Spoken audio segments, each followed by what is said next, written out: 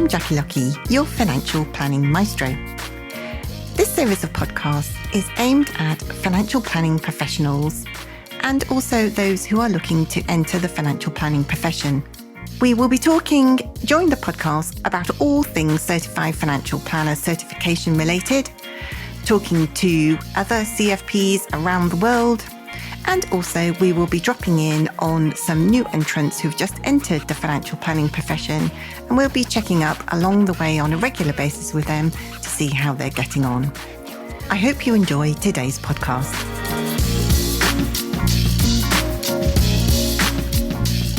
Hello and welcome. I'm Jackie Lucky, your financial planning maestro.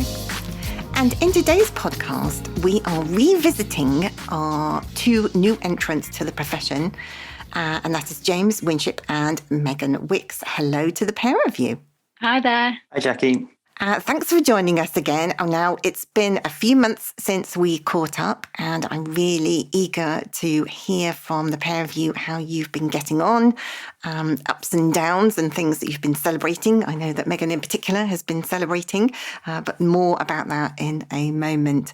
So when we last caught up last year, you gave some great advice to employers who are taking on graduates about the extra support that you've been getting with the Verve Group.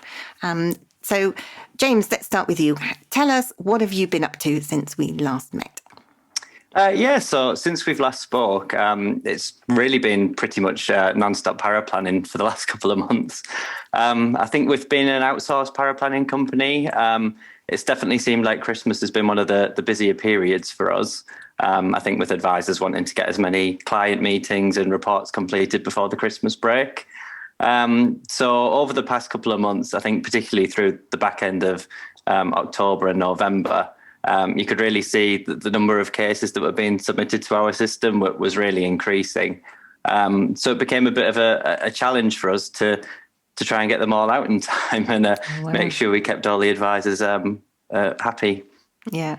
And did you, I guess, as parasols, setting specific deadlines for the advisors and working with them, to jiggle your workload to make sure everything's delivered on time? Yeah, absolutely.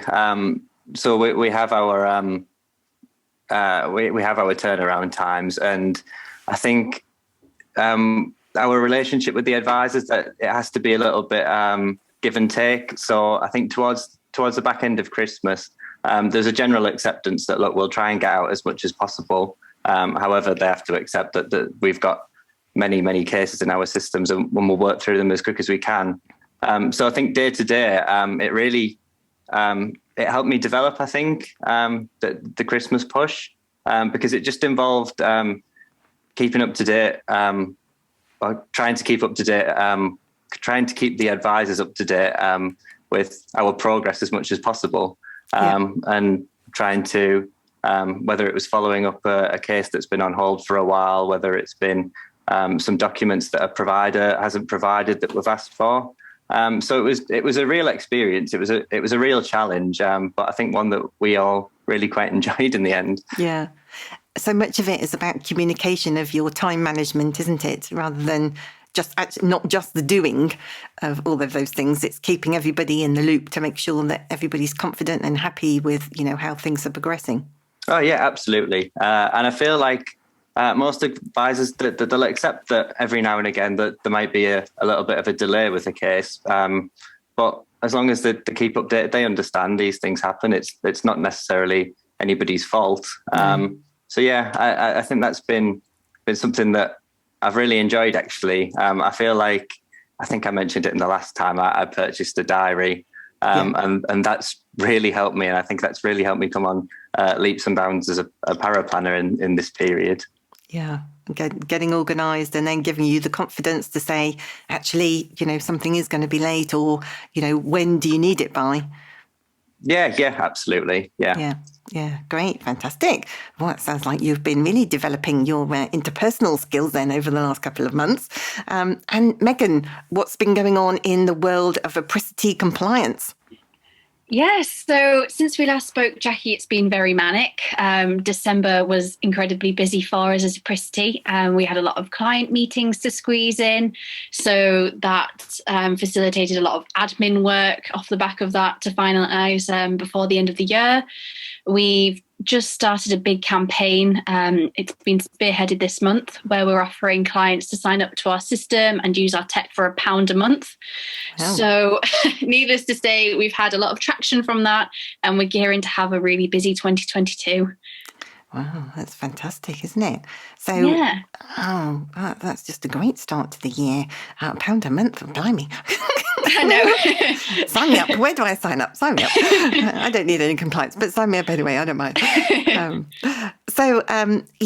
And Megan, you've got some really great news about your degree, haven't you? Definitely. So I managed to attend my graduation at Newcastle finally at the beginning of November. So it was a bit of an emotional experience, feeling that my time as a student had finally come to an end. Yeah, got closure on that one. Definitely. But it was bittersweet. The day was lovely. I saw some old friends. And funnily enough, 3 of the 4 housemates that I used to live with, they've all fallen into finance as well. So, one's working in HR in a bank, one's working in debt management, the other one's in EY. So we've all really fallen into finance. Wow, that's interesting, isn't it? It's obviously not your intention for all 4 of you. Definitely not. We did 2 of my friends at uni, we all did French and history. Another one of my friends did some sort of STEM course. So all of us falling into finance has just been a bit of a journey, really, but definitely a fun one. Yeah. And, it's funny because I think we talked on our very first podcast about how so many, financial advisors and planners fall into the profession. And you've done just that yourself. Definitely. History repeats itself. Yeah. No, well, we're very pleased to have you in the profession. Definitely. And James, we were just saying, weren't we? Your graduation is going to happen later this year. Yeah, so I've finally been given a date for my graduation. So it'll be happening later in the summer in June. But yeah, really looking forward to it. Finally get to see everybody from university again, because we haven't actually had a chance to all meet up yet. So yeah, really looking forward to that one. Oh, it's such a shame, isn't it? But yes, hopefully it's going to be very worth the wait. It certainly sounds that, Megan thought it was worth the wait as well, didn't you, Megan? Oh, definitely. Yeah, for sure. Yeah, lovely. So let's look at some of your highs and lows then of the last few months. So James, tell us about, what's, apart from obviously your huge skills that you're upskilling yourself of time management and communication skills. I guess that's probably one of the big things for you. What sort of ups and downs have you been experiencing apart from managing this workload that you've been grappling with? Well, I definitely think that was one of my highs of the past month. I think once that final case was submitted for Christmas, it felt like a huge weight off our shoulders. But we've been very lucky at Verve. I've actually had kind of a few different Christmas activities, kind of team bonding days, a health and wellness day, and I've really enjoyed them. At the events, they really encourage us to get to know our colleagues a little bit more and be a bit more open with them. And I think that's really helped. We've found out a bit more about each other's interests and their own journey to this point. And I think it's been really interesting because I know that paraplanning can sometimes be considered a bit less sociable than other roles, with it not being as client facing. But I really don't think that's the case at all. And as you get to know people, it really does make the role a lot more enjoyable, and you definitely feel a lot less pressured to ask for help if you have any questions. And then we've all been allocated a new buddy, one of the new starters. So it's actually, I think that's been one of my highs as well. It turns out that we had a couple of mutual friends, so getting to know him was very interesting. But it's also been a kind of real test of the knowledge, helping setting them up on the systems, helping them kind of get going with the data gathering. and producing illustrations, stuff like that. So yeah, that's been another of my highs. Yeah. Gosh, you've been beavering away, not only helping the advisors, but helping new members of staff as well. That's amazing. And what about the not so great sides of what you've been up to the last few months? I guess kind of learning to cope with that workload is probably one of them. Yeah, definitely. So it has been hard. I think at times you feel like, oh, maybe I'm not getting quite as many reports off as I need to. But I think, everybody understands. And every now and again, you're going to have kind of a slow day. Sometimes you might get 5 reports done. Sometimes you might only get 1 or sometimes none. Yeah. But I think it's just trying to manage your own expectations and not put too much pressure on yourself, because everybody is very different. And I think that leads into perhaps the biggest law I think of the past months is, unfortunately, I sat RO3 and it didn't quite go as planned the first time. But these things happen. I found it a very tough one because I feel like this exam, it's kind of twofold. It's not just the knowledge part, it's the application as well. Yes. So in some aspects, I feel like my knowledge of the subject is absolutely like sound, but then my exam technique for it perhaps isn't there. Yeah. And it was one thing I in hindsight now, when I did the exam, there was a couple of calculations, and in my head, the calculations were kind of my strength, but I ended up going through to double check them, and then I ended up running out of time in the exam. So it's certainly a thing to learn. But then also, I feel like perhaps my biggest kind of nugget of wisdom, if you must, in the past few months would be kind of getting the work-life balance right. Yeah. So I definitely feel like I think, especially throughout November and December, I was perhaps putting too much pressure on myself. I actually sat my RO3 exam the day we broke up for the Christmas break. Oh, wow. And I think I got to the point where I was becoming kind of almost a bit obsessive with revision. And I wasn't wanting to put my book down on an evening if I felt like I didn't know something. And then when I did, I almost felt guilty that, I should be revising right now. Yes. But I actually think that perhaps hindered me ever so slightly with my work, because I wasn't relaxing and I wasn't winding down in my spare time, which I believe is quite important. And I think that since Christmas, I think I've been trying to put more of an emphasis on going to the gym, doing something that I enjoy, like sport or playing football. And I felt that that's really helped me actually when it's come to sitting down to revise. And I felt like I've definitely been a lot more focused since the Christmas break. Yeah. And, thanks for opening up and being so honest about it, because I think, that a lot of our listeners have been and are going through this similar sorts of experience. I think we all, as you kind of like to be, it's nice to be needed, it's nice to be wanted, isn't it? To be able to cope with that workload and, to sign up for these exams. But sometimes, you just have to, press the pause button for that extra couple of weeks. And I think you get to a stage, I know we see it with some of the CFP training that I do, that you can't see the wood for the trees because your brain is kind of wound up, like a tight spring, and actually having that time out, playing football and doing more relaxing things, perhaps a little bit of exercise, with your football is a great thing to do. And just, because I quite often, I don't know what you were like when you were at school, but my mum would just say to me, I don't know why you're cramming, the night before an exam, because if you don't know now, it's too late. And I kind of think, I remember that when I'm studying for exams as well, that, there comes a point where you've just got to let your subconscious, let it sink in, haven't you? Yeah, well, absolutely. I'm exactly the same. I feel like I work best when I've kind of got a little bit of pressure on me, whether that's a time constraint or something else. But yeah, sometimes I think you do have to just take a step back from it and think, look, I'm not quite ready for this now. I need to have another couple of weeks or something like that. And it is something that I don't think I really did. I don't think I was particularly fair on myself. before Christmas. But like I said, it's something that you definitely learn from, and it's something that I will definitely look to implement in the future, I think. Yeah, definitely.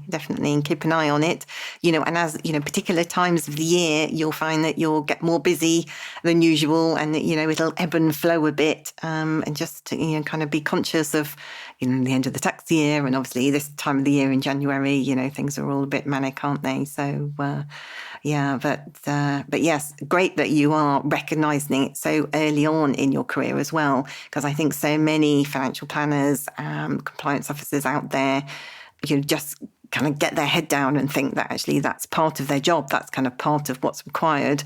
But I think the pandemic has certainly shown all of us who did that kind of thing that actually that's not really living, that's existing.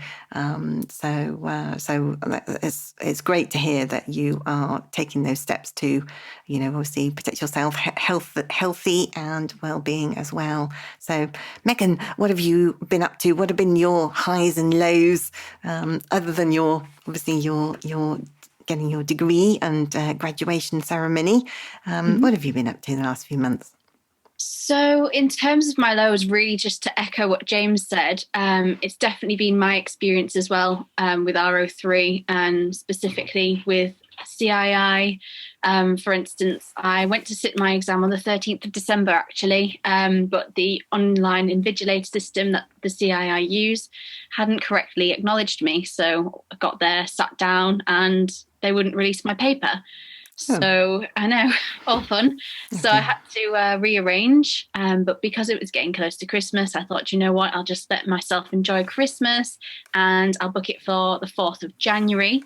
So I went to sit it on the 4th of January for the first time, and it crashed. The online system crashed on the 60th minute. So I didn't get to my results for 4 days. Unfortunately, I had failed, but that was 4 days of me waiting around, knowing whether or not I needed to continue revising, whether I should be anxious.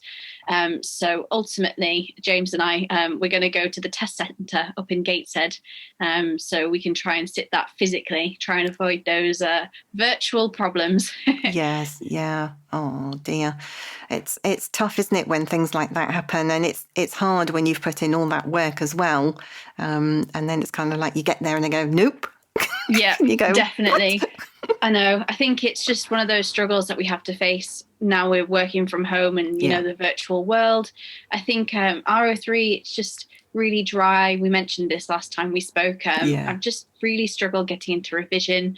And, you know, I've tried to tackle it in all different forms of revision. So ultimately, I've decided to start from scratch. I'm starting to reread the book. Start from scratch with an exam scheduled for the 1st of Feb. But no pressure. No pressure, I know. But I just think rereading it is going to help me cement the process behind it. And I do think you start to feel pressure when you see others around you pass the exam. You start to think, oh, am I falling behind? But, you know, we're all at different stages. Some people have had a little bit of experience in finance beforehand, whereas James and I, fresh out of uni, we haven't had any financial service experience, you know. So we're all just plodding along as best as we can. I think that's important. Like James said, you need to make sure that you prioritize yourself as well. Yeah, definitely. And do you know what? I think sometimes, and I know it's tough not passing the exams first time, but it happens to all of us. It has happened, certainly to me, and does and will continue to happen to all of us. And I think sometimes if you can start to think about how you could apply some of that knowledge that you're studying, or think through, you know, a fictitious situation, think, oh, well, you know, if that happened in the office, or if that situation I was thinking about in the office, or the client I was looking at last week was slightly different, you know, what would I do differently? And sometimes just trying to bring it to life a little bit. Again, it's, you know, getting different parts of your brain to work a little bit, isn't it? Rather than just think, oh, I've got to eat this technical manual and see if I can regurgitate it, you know, at will. when I need it. It is a tough call. And some exams, the content of some exams just don't suit some of us. You still have to do them, but you're kind of like, phew, when you get through, thank goodness for that, throw it over your shoulder and that's it. I'm never going to look at that again. I think it's safe to say I won't be going into tax specialisms in the future. There are probably a lot of financial advisors and planners out there who are definitely nodding their head at this moment in time. I won't say that I'm one of them, but I'm one of them. So yes, absolutely. And obviously your high is your graduation ceremony, and any other highs that you've experienced the last few months? Yeah, so actually we had a kick-off day, which is a company-wide day out, I suppose, early in January. So we all got together, we discussed the future of the Verve Group, and it was just nice to hear all the different types of opportunities that we'll have within the group going forward. So we got to hear from our CEO, Kathy Harrison, and a lot of other team members about what we can expect. We got to put in some suggestions as well. So I think it was nice to feel heard. We managed to participate in some fun activities. We had yoga breaks and mindfulness sessions to do some meditation. And because, it's the start of the year, Health Kick, some people decided to do a quick 15-minute HIIT class as well on our lunch break, which was quite fun. Yikes. I know. Yoga sounds good. I'm not sure about the HIIT class, but each to their own. Oh, fantastic. And I guess, for the pair of you who've spent so much of the last couple of years away from the office in lockdown, it's probably been great to get out and to, like you said, to spend time physically with the rest of the team, and great to be able to, participate in growing, a good company culture, isn't it? Definitely. I think since we started on the 1st of Feb, I think the team's grown from 40 to nearly 80. So we've grown quite significantly as a company throughout that year. Yeah, that's significant. So you've got a lot of hard work keeping up. And have you found it? How did you find it meeting everybody? I mean, I guess James, you were there too. What was it like? Were you nervous? Because there must be so many people that you haven't met before. From when the team grew, I think at Apricity, in particular, it was generally a small team. Now we've grown to about 10, which is still relatively small, but I think it's been a welcomed experience, because Apricity's been growing in terms of its outsourced clients. We've needed that internal group, I suppose, the regroup. So we've got more file checkers, we've got additional consultant work. So it's definitely been an enriching experience, I think. And following lockdown, my job in lockdown in 2020, I was working from home every day. I hadn't talked to anyone in the firm that I had been in. I hadn't met anyone in person. So I think it's just been a very welcoming experience being able to meet people in the flesh again.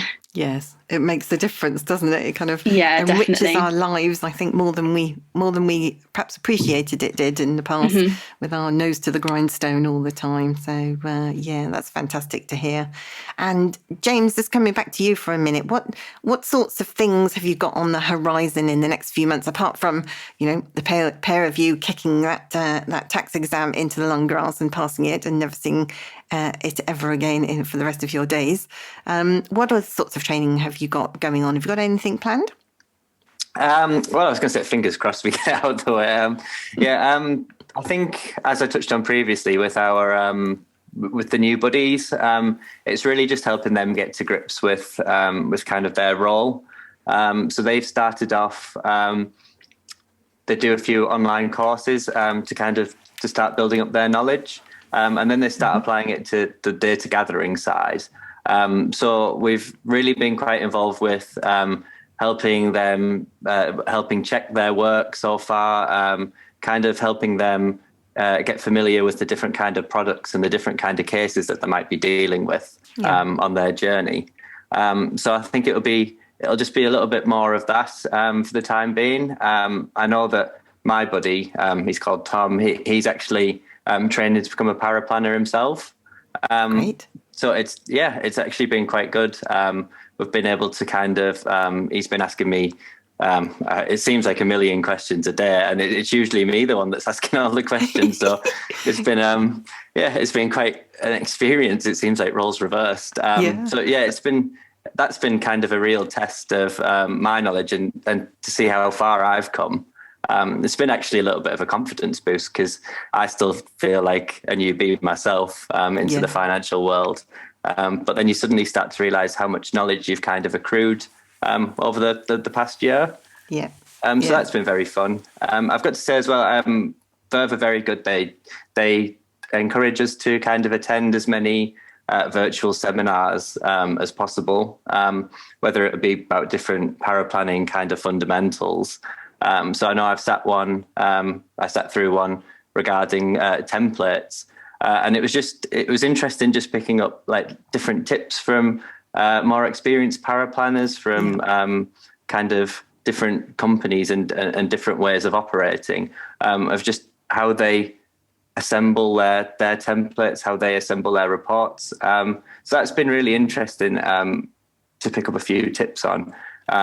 So I'm hoping to line up a few more virtual seminars in the future, I think. Great. Yeah. And then, that gives you all the ammunition you need to challenge the status quo if you want to, if you can find a better way or think actually, there are great ideas that come out of, other conferences and sessions like that you can help implement for the benefit of the, everybody around you. Yeah, absolutely. And I've definitely found actually the that kind of innovation. I think towards the beginning, I was a bit worried. I was thinking, I don't feel very kind of proactive with my work. But as I've got more familiar with it, especially, I don't want to say I've become a bit of a specialist, but I've dealt with a lot of annual suitability reviews. So it's something that I've kind of, because I've done so many of them and the repetition, I feel like I really know what I'm doing. And whether that's then kind of, I don't know, tweaking a formula in a spreadsheet, I feel like a lot more confident now. Helping out others and saying, look, you have done it that way, but have you thought about doing it this way? It might be a little bit quicker for you. It might be, you might find it easier to do. And I think that, I feel like definitely going forward, you can kind of feel like the cog's whirring a little bit more now. Thinking, I know that this is how I've done it in the past, but I think this way might work. I know sometimes I've tried it recently and it hasn't quite helped me out in the way I thought it might. But it's definitely getting there now. Yeah. Fantastic. So I will take Tom's email address and I will email him and ask him to ask you some tax questions next time. So, Megan, what have you got planned as far as training goes over the next few months? Have you got things in the pipeline as well? So company-wise, we've been doing quite a lot of internal training at Apricity, on the system, because we like to practice what we preach, and we're all working towards our CPD on our annual tests, like anti-bribery and corruption tests, these are all things that we ask our advisors to work on. So it's good for us on the other side to have that fundamental understanding as well, just should any questions arise from it, at least then I'll know what I'm talking about. Absolutely. Great. We've got a round table meeting with the Art of Finance tomorrow, our training school, where we'll be discussing prod. So it'll be nice to get some insight on that and cement it and get it cemented into my brain when I discuss that with clients as well. And I'm still working closely with our two consultants in Apricity, Paul and Christian, where we work with firms on our outsourced training and competence schemes. So we're actually close to getting 100 individuals on the scheme now, and we meet every single one of them at least once in a quarter. So it's, very heavily involved in those meetings, definitely. So I've actually had a chat with one of my bosses, and I'd quite like to go down the coaching route in future. So hopefully some coaching training will be on the cards at some point once my diploma's out of the way. Fantastic. I'm sure I will drop you an email. Some great coaching books out there that'll help you along your way as well. But I think there's nothing like rolling your sleeves up and actually starting doing coaching. Supporting the people. But it sounds like actually both of you are doing that already, aren't you? Because James is doing it as well with Tom, he's supporting, and basically very similar sort of thing. So it sounds like you've had a great Christmas. Obviously got a grip of that work-life balance is coming into play again now, which is very important and great to hear. And both of you are still really enjoying it, and it's great to hear, Megan, that you are developing skills and actually starting to think about what the future might hold as well, as far as coaching goes. Because I think actually, in management, coaching is a very important element to management, isn't it? Much underrated, I think, by managers. So, but pair of you developing great skills there is fantastic. And coming up to 12 months. And how's 12 months gone by in a flash?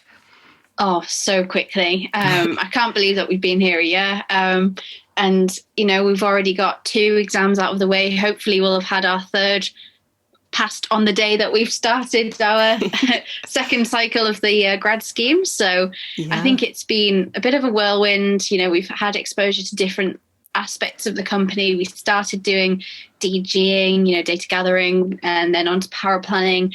For me, I went back into apricity on compliance. So I think it's been generally an overall sound exposure into the financial industry. Yeah. And both, found out a lot about yourself. James, what have you found out about yourself in the last 12 months? Well, I found out that I definitely need to plan a lot more than I thought I did, especially when I was at university. I was very much kind of, I'll do it on a whim. I don't need to plan what I'm writing. It will just come to me kind of in a vision kind of thing. Yeah. And I think that I've definitely found that in the world of work, it doesn't quite come as easily as that. And I think that especially time management and interpersonal skills are definitely something that I needed to work on, and something that I perhaps took for granted when I first started. I feel like when I started, I was very concerned about the fact that I don't have any experience and will this hinder me in my new role. But I think you can really feel that knowledge can kind of be learned. It is those skills that as long as you have those skills and that desire to learn, I think that you can do very well at it. Yeah, definitely, completely agree. And Megan, how about you? What would you say? How are you different than you were this time last year? I think I've discovered that I'm quite process driven, which is ironically suited to compliance, with it being a very process driven industry. I've made schedules for myself, do this at this time, do this at this time, which has helped. I've discovered I'm quite an organized person, but I think some things I've realized don't come as easy to me, like the tax calculations, different layers of, I suppose, tax planning. That's, for me, is quite challenging. But I think so long as you know where your, not so much weaknesses, but where your development areas are, and have discussed this with those that you find will listen and help you in the appropriate manner, I think you'll be able to flourish. Yes, definitely. And, as I said before, tax isn't an easy subject for anybody out there. Don't believe anybody who says that it's easy, because it isn't, with it changing so many times. And so it's great, that you can reach out to people to give you the support, find the right people to give you that support that you need. Because then, in a few months' time, the boot will be on the other foot, and then you'll be able to return the favour and support them, won't you? Definitely. Yeah. Well, As always, I don't know where the time goes, but we have run out of time today. But it's been an absolute pleasure to talk to both of you today and to hear about what you've got up to and how things are going coming up to the end of your first year with the Verve Group in its entirety, in its new form. So I just wanted to say it's been a real pleasure today, and thank you so much both to James and to Megan for joining me. And thank you for having us, Jackie. Thank you, Jackie.